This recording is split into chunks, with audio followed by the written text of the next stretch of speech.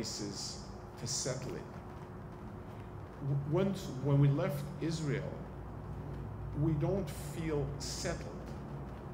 And we find a country and we say to ourselves, oh, it's good here. It's nice. It is. And we get settled. And when it gets hot, pardon the pun, but it's real, then things begin to turn around. So it's part of an inborn pattern of our state of GALUS that we're desperate to settle and to be normal and to feel that we have a safe haven, home. And time and again in history, we're there, and it turns out to be not solid ground. I want to add something. Our understanding in the Masoros I grew up was that even Eretz Yisrael today, as long as we're in Galut, it will not have that sense of settledness. It's fascinating. So many people in Israel are always traveling. We're in Galut. Eretz Yisrael is a much holier place, and it's definitely a place where we get a lot more Kedusha.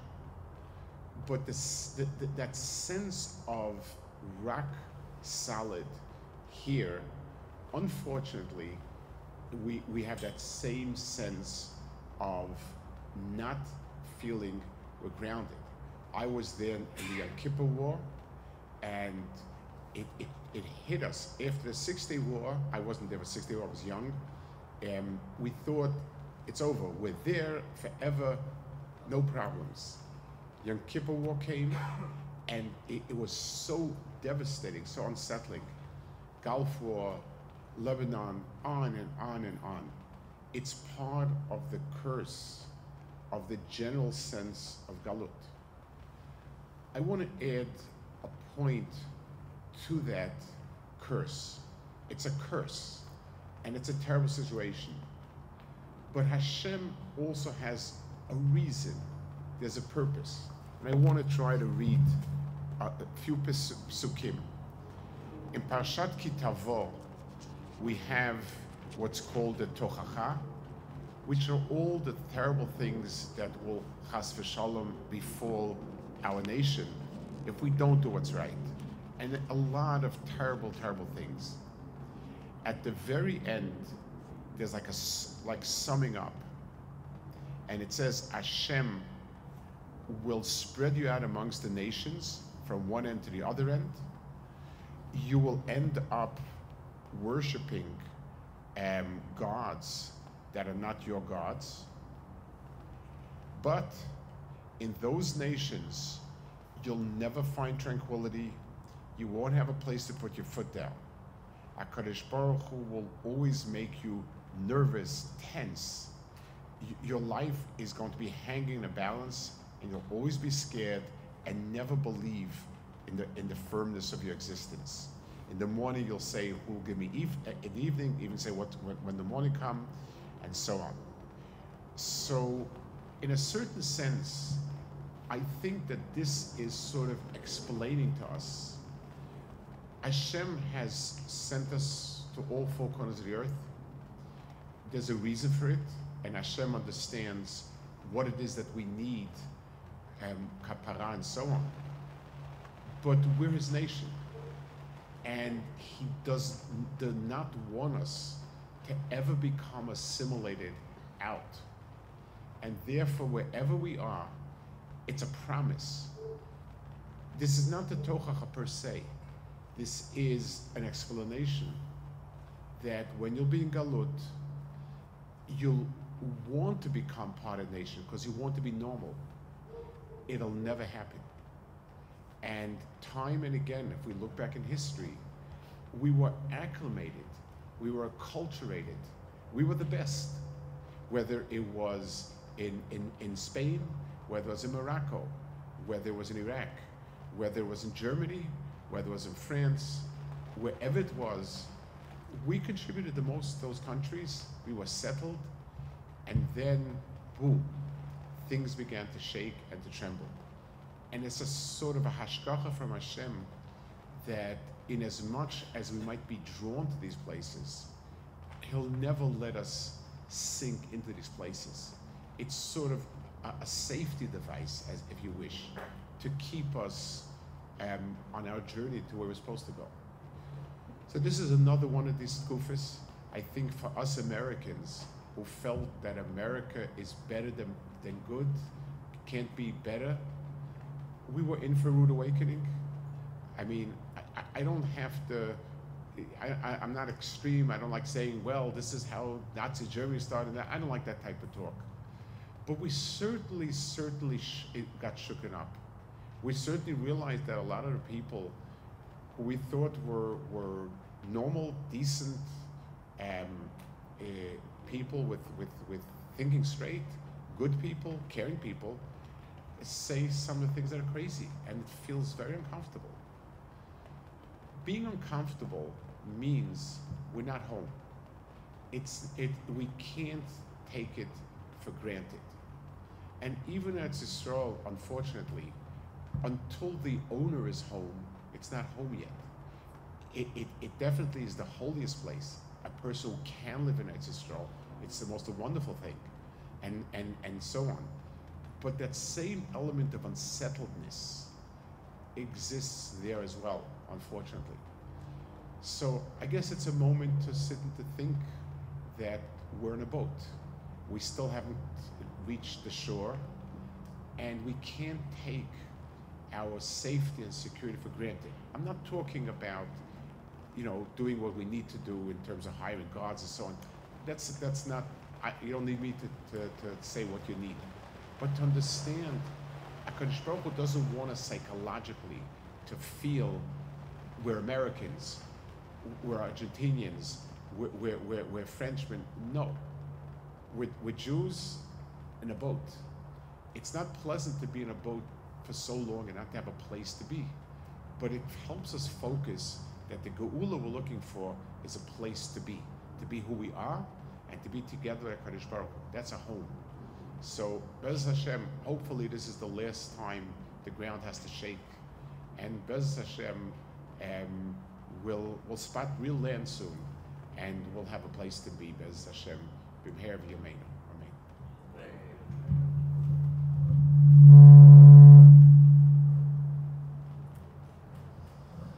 Okay.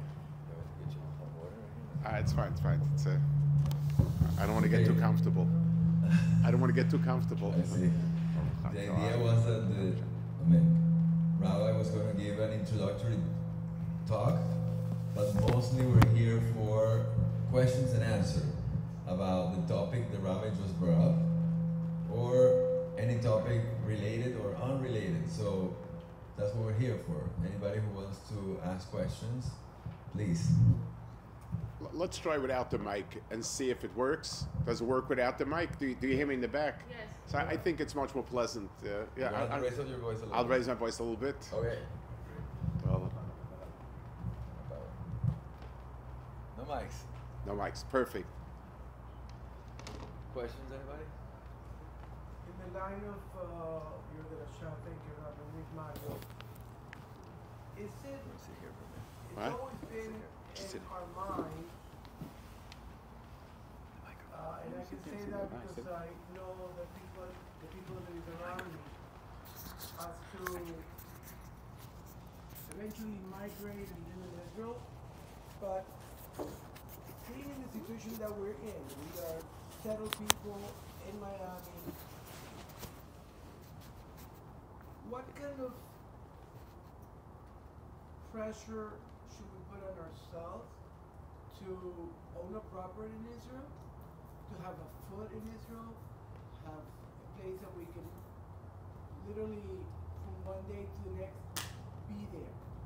Or is it simply okay to just prepare in a different way, save money, or simply just do ishtadrut, find out where should we put our energy? So, I mean, I grew up in the States and a very different mentality. I know that people who grew up in Europe or South America, having another passport, a piece of land someplace. It's a certain mindset, which, to be honest, not the mindset I grew up with. My parents were Holocaust survivors, but I did grow up. But I think it's something where if we understand ourselves, we won't be disappointed. Let's take away the big picture. Let's take away the worst case scenario of Chas v'Shalom having to run someplace. If God forbid we have to run from here, I don't know where. But I remember when they had the war in the Falkland Islands, in Argentina. The Malvinas, yeah. Sorry, the Malvinas, yeah. Which of course Argentina was right 100%. So it was the first time anybody heard of the place, and they interviewed. I don't know how many people lived there, a few thousand. They interviewed one of the people why he was there. He said he was very scared. I don't know where he lived, maybe in England, in Europe. He was scared of war, and he calculated that the least likely place for any war is the Falkland Islands, and he moved there, and it came. So I don't have, but there's another psychological part. If let's say, let's give an example. If you're a guest in somebody's house, and he embraces you and welcomes you, and then he begins to say, you're too much, you're a nudnik, you're around too much, it hurts. If we live here with the feeling it's ours and we're part of it, so all these things shake us psychologically. If we say to ourselves, it's a journey, we're here now, we have, Baruch Hashem, many good things, but we don't expect to be welcomed as a participating member. It'll make it much easier psychologically. And let me give you another point that I personally feel, again, maybe it's my upbringing. We don't have to be so insistent that everything be our way. Every time some small thing comes up, the government should this, should that, we're just as good as everybody else. Is that the way a guest behaves? This is very much my upbringing. My parents, like I told you, from Europe, from Poland and Lithuania. But the point was, your job is to keep a low profile and survive as who you are. Don't worry about what they think. Just do it. Keep a lower profile. There's something about the American people, Jewish Yidden, that there's a sense we should be as equal as everyone else. So it's a two-way street. So when there's a pushback, we get very upset. So I'm talking more from, I think, the psychological perspective of when you think that something's the case and then you're disappointed, it hurts. If you don't expect it, so okay, that's what it is. I didn't expect that people would support Israel forever. It was a miracle till now, and unfortunately we have to figure out how to deal with it.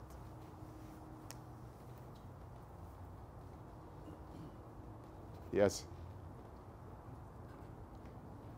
Speaking for myself, I think that the main difference that I feel, maybe it's in our lifetime, even if we've been in this situation before, maybe I, based on our age, I didn't relate to what I relate now, which is, like Mario was saying, when do we have to start thinking about going there? And I feel, if I want to be objective, let's put away everything we know that we're going to be there and it's always going to be safe and everything's going to be okay.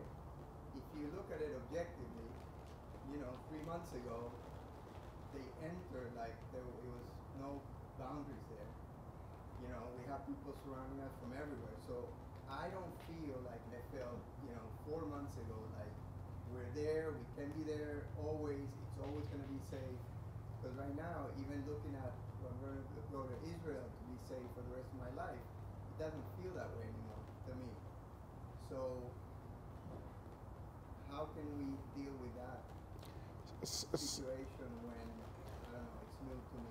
So let me give you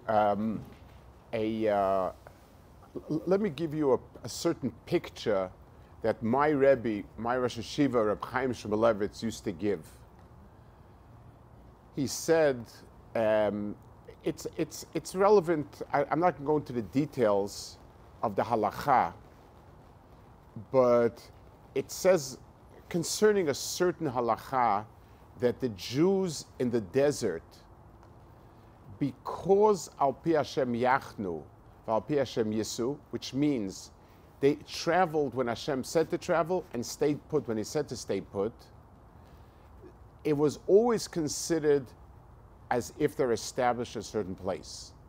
It's relevant to halachot in Erevin.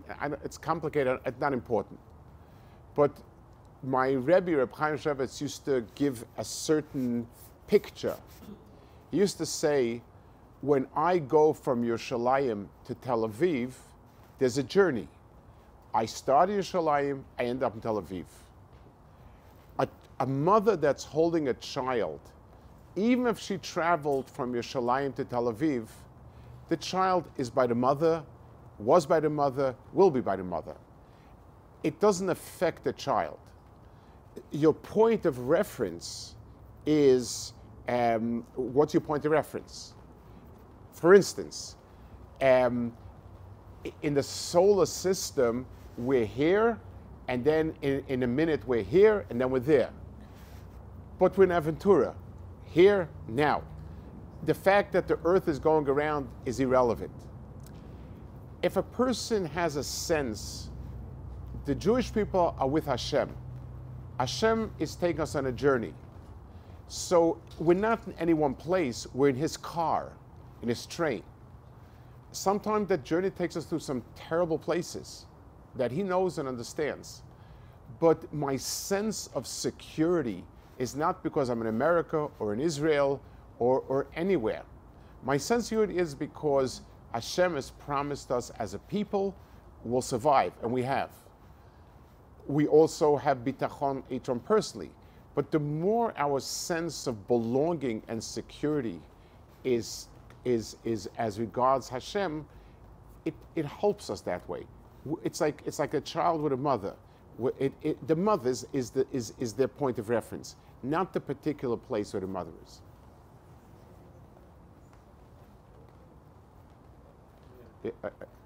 Yeah, you want to call him? I don't. Yeah. Rabbi, thank you.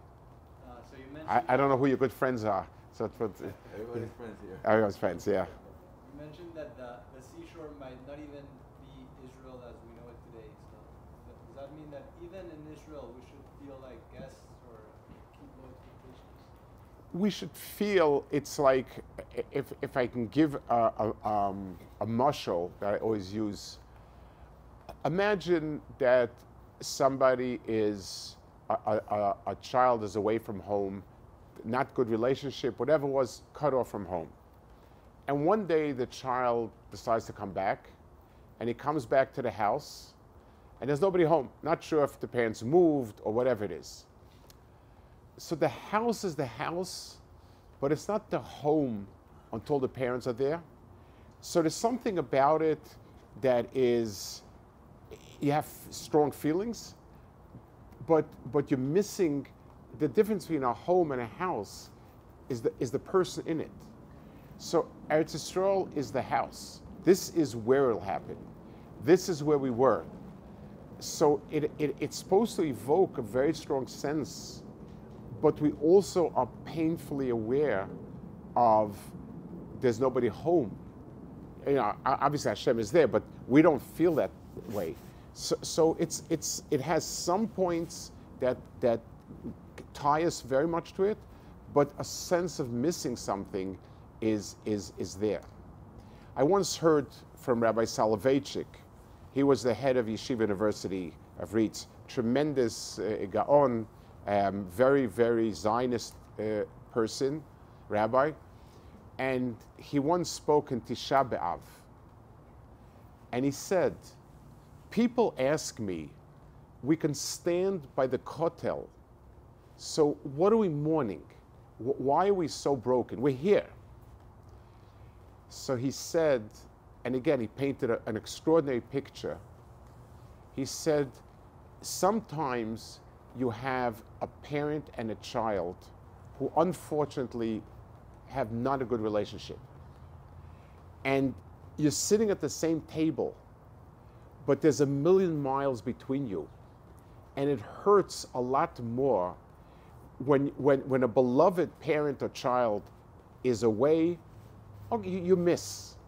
But when you're sitting there and there's that tension, that's a much harder sentiment to cope with. We're there, and Hashem said, it's still not time. I'm still not on good terms with you. So we're supposed to feel in Eretz Yisrael a stronger yearning, but also a stronger sense of missing, because we're here and he has not come home yet.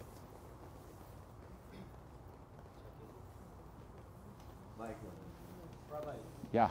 what do we have to learn from this journey? Because in every generation we have the same journey, all our history, right? Yes. The only different thing is the sophistication. Now it's all over the world. We need certain message. We need to know something. Because from your words, I realized that we have to keep whatever we have to be calm. So even though Dina Malchut Dina, we follow the laws of the place we are and everything, for me, with these words, it's a catch-22, because if we are circumspect to our area, we cannot even contribute to the society. So, again, I'll share my personal sentiments, because I can't sit here and tell you Hashem's cheshbonot, but like every person, I need to feel something, and let me share what I feel. Yecheskel, the prophet, says a very, very powerful nevuah. Hashem is telling the Jewish people, that which you have said, that we want to become a nation like other nations, will never come to being, because I will rule over you even with a very strong hand. If I can think about certain recurring ideas, we have a tendency to want to become like other people. We're not a normal nation. There's so many things different. So this was the reason why they would worship idols of all sorts of nations around them, because there was always a desire to be like that. Christianity used to have a tremendous allure for people. Unfortunately, people in Spain were forced to convert. Many people converted.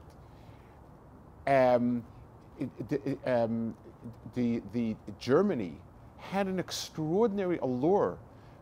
Like I said, my parents are European. Germany was like the ultimate country, smart, developed, proper, dignified. Germany, and Jews who live in Germany, communism. Communism drew the best of our children, the smartest, the most driven, most passionate. America, the American culture, the Western culture has tremendous attraction. We're enlightened. We think. We don't believe what we're told. We think.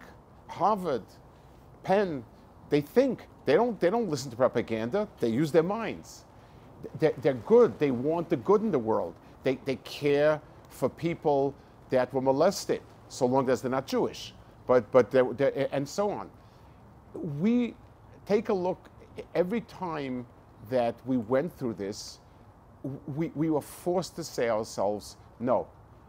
We learned a very, very difficult lesson about not like them. And I think that if I can try to think of a recurring theme, we have a tremendous, different things have a tremendous allure, and then we have to come to recognize we're unique, we're different. Let me, I assume most people here are from a Sephardi background. So you don't understand the European history. When in the 1800s, later 1800s, well, early 1800s, when the walls of the ghetto started falling apart, assimilation was a tremendous drive. People wanted to be like everybody else, forget about Judaism and so on. Then they pushed back. And Zionism was actually a U-turn. They'll never accept us. So maybe I guess we have to be ourselves. Now the question is, what does it mean being ourselves? Are we unique? We don't drive on Shabbos. I don't care if you think it's primitive. We don't eat treif. I don't care if you think it's crazy. We have our halachas, and that's who we are. To be able to be part of the world and hold our head high and say, we feel what we do is way above everybody else. And I'm not embarrassed. I think that's been the constant, what's happened constantly. We were enamored by a culture, we became integrated, and then they pushed back. And they pushed back so strongly that we realized this is not it. You know, I think for many Americans, the rude awakening was that those institutions that we held in such prestige, and these are wonderful places of enlightenment and goodness, we realized shockingly that it's a lot of words and no real thinking and no real goodness towards us. I have some questions that people sent. Sure. But first, I mean, I think, I don't know if you're thinking, but you describe the situation very nicely. But where do you think we should put our effort in? So, let me tell you a comment I had. It's actually like they interviewed somebody. It was after the shooting in Pittsburgh a few years ago in the synagogue. And I told somebody, it obviously was horrendous. It was terrible. But as a Jew, you know what else is devastating? This was a Saturday morning, 10 o'clock, in a huge synagogue with 3 synagogues over there and 2 life cycle events, and there were not 30 people there. In other words, we commit suicide. So nobody is physically hurt, but we disappear. And the idea that if there's so much, if we've suffered so much to be who we are, it's something we need to preserve. We need to make sure that our children are proud to be Jews. They understand not that it doesn't have to be difficult, but that the difficulty in it is our pride. We have to restrain ourselves more than other people. We have to do things more. I tell boys in Yeshivah, if you ask an American, let's say you come into the office after July 4th, and ask everybody, what did you do? This guy had an amazing party here, and this one did this and that. And one guy will say, well, I was up all night studying the Constitution of America. You would say, wow, that's funny. You know, where'd you hear that one? I said, is there any other nation that has the stamina and seichel that we sit and study a whole night on the night that we became a nation? That's who we are. That's incredible. It's just like, and one of the problems in America is we want things to be easy. When somebody works hard to be an athlete and he trains to play basketball, football, we don't encourage the child by saying, oh, it's going to be easy. We say it's going to be tough, and you will make it, and it takes 1,000 hours, but that's where you are. You're 1,000 hours of practice here. Judaism is tough because it demands of us to develop a spiritual side of ourselves that doesn't come easily. Because it's tough, that's why it's worth it. Things that are not tough are not worth it. I'll share a story. There was a fellow in our area. He became a Baal Teshuvah. Now, I know him only after he was actually learning in Kollel. But he told me a story. They lived in Bethesda, which is a very nice, intellectual, professional area near Washington. Lot of very learned people and so on. His parents were Jewish, but so distant, they never told him he's Jewish. They didn't want him to know he's Jewish. They didn't make him a Brit Milah. And and then one day, they had an old mother live there, and he had a friend of his who was professed Jewish, avowedly Jewish, and his friend said, you know, I think your grandmother might be Jewish because she eats these same strange foods that my grandmother eats. The fish, the matzah, check if she's not. He went back and asked his mother, are we Jewish? He said, it doesn't mean anything. You know, it's a meaningless thing.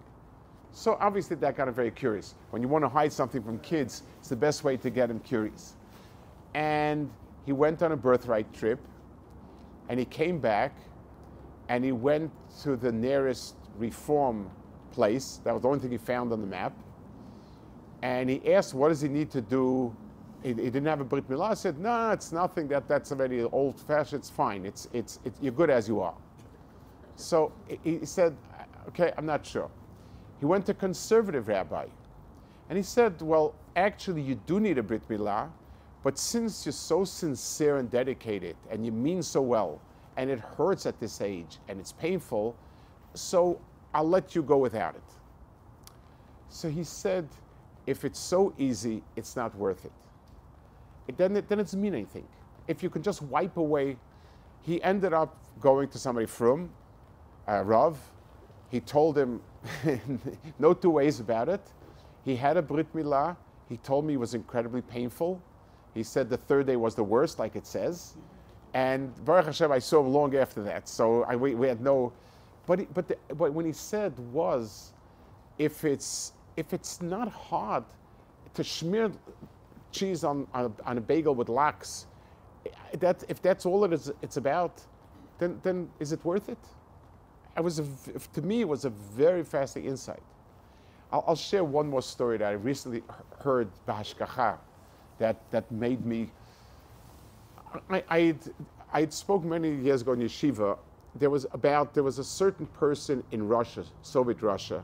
His name was Reb Mata Lifshitz, a Chabadnik. He was from the first generation who was there when the communists came in. They killed out every person that was a rabbi or sent him to Siberia. And he was a mohel and a shochet. And they sent him to Siberia twice. And because they caught him a second time, he went to the worst place, the worst labor camp. It was furthest north in Siberia.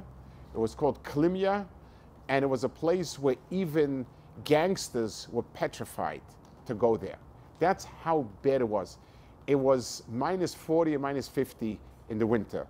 And you had to work until it was minus 50. If it was over minus 50 or under minus 50, it was incredibly difficult.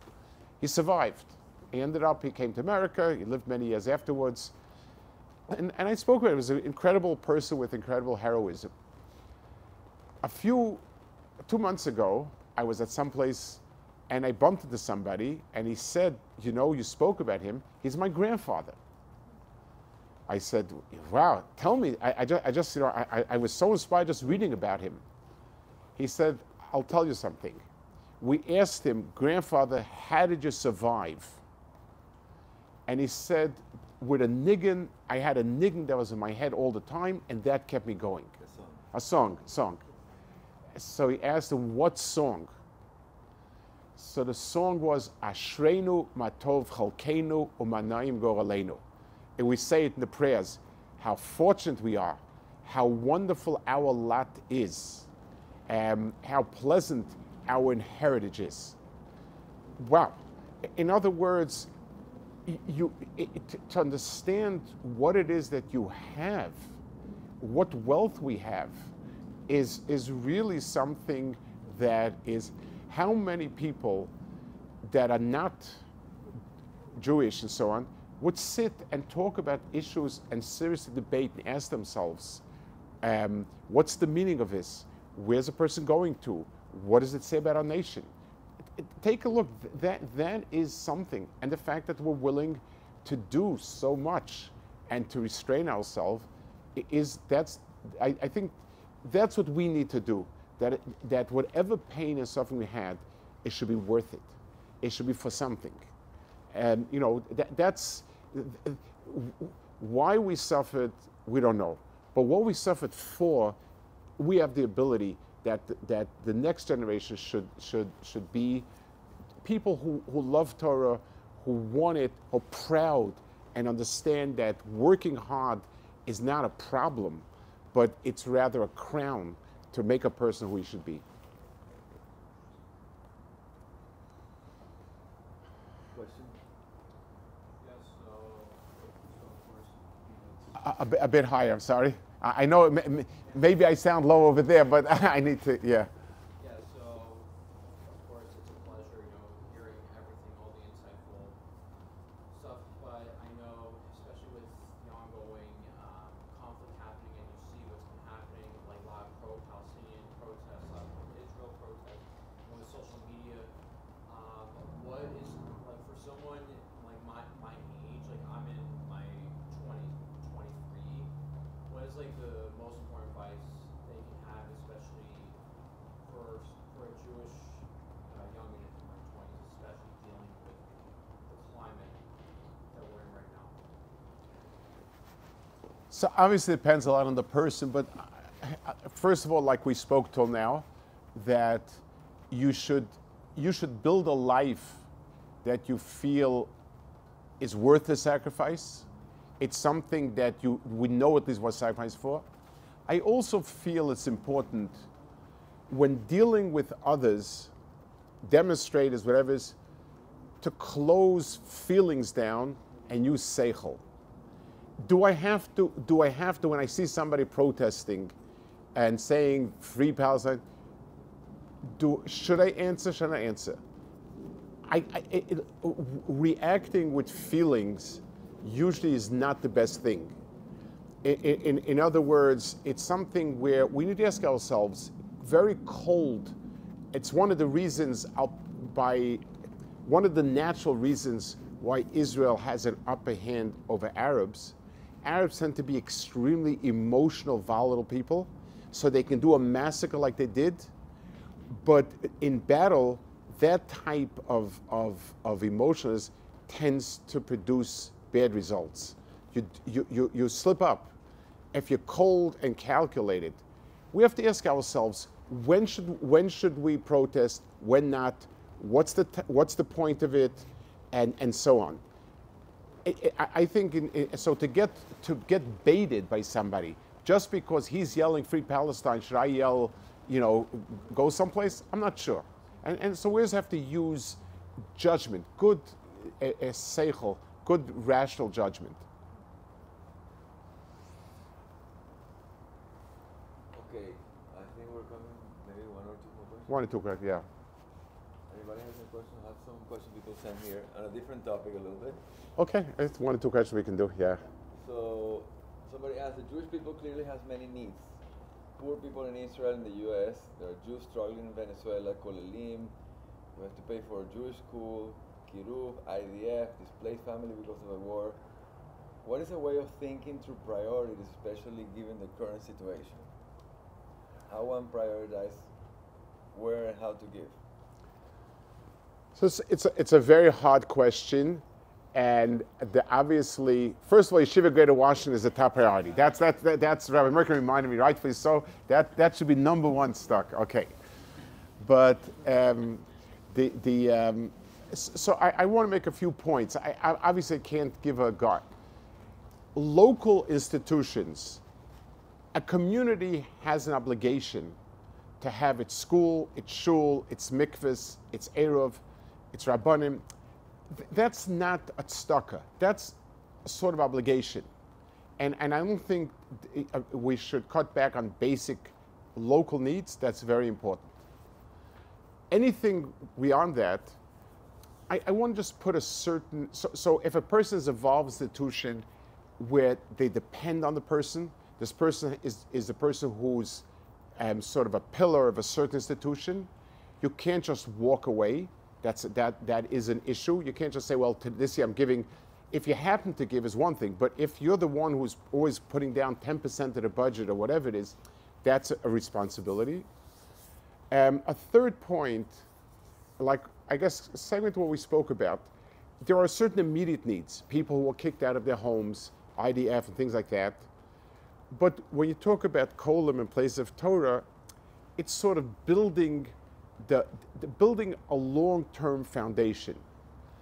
So we have to weigh and measure. There's no way to describe a formula, but understanding that it's not a luxury. The reason why things are Baruch Hashem so spiritually, we're so much a better place. I was born in the 50s. The question then was, who would be the last one to turn out the light in the synagogues or turn it on Shabbos, Chas v'shalom? I'm not sure which one. But everything was going conservative reform. People were dropping out. I remember going to school, the question was how many would be left, not how many would become. And something happened incredible. If this nace wouldn't have happened, everything was gone. I can't explain. People today don't begin to understand. The word coal didn't exist. The word coal, no one knew what it was. There wasn't 100 people who knew how to learn Torah at any level above basics. A well-educated Jew meant he could maybe be Baal Tefillah, maybe. It wasn't, and something changed because solid Torah institutions came into being. Lakewood's primary. When you have a community as a kollel, it sets a standard. It sets a certain level. It has an effect. So just like when you have somebody who's sick, so you treat there's antibiotics that you have to give them now, but you ask yourself, what is this person what vitamins has he not been taking that he got so sick? What does it need to build up the long-term strength? So understanding that Torah institutions are not so glamorous at the moment, but their value lies in the fact that this provides a foundation. Those are the things people have to consider. Other than that, you need to ask a Rav who knows you, understands where you should go. But I just try to give some broad strokes. Okay. Anybody has any other questions? If not, we have to So, it's a long day. Okay, and it's been, again, I apologize, it really was out of our hands. It was a hashgacha. It was hashgacha, but it's wonderful to see people that are taking their Yiddishkeit so seriously, thinking, asking, and Be'ez Hashem, we should go build Michael Chayil in Torah, in structure, and everything that's needed, Mr. Hashem. Thank you so much. Okay. One last question. Do we have 6 guys that didn't pray Arvit yet? That's a good. Let's do it. Great, fantastic.